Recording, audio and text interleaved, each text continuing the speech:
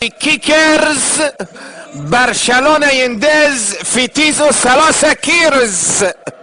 هاي كيكرز حرام حرام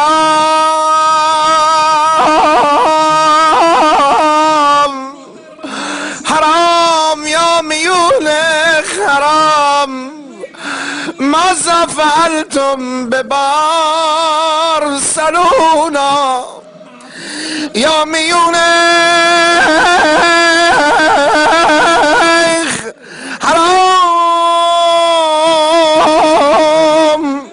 برشلونة ماذا فعلتم يقول الراوي حينما ذهب بيكي داخل البوكس مال 6 وبسع الكرة في مرماه، نادى حارسهم اويلي يا بيكي ايش عملت بيا؟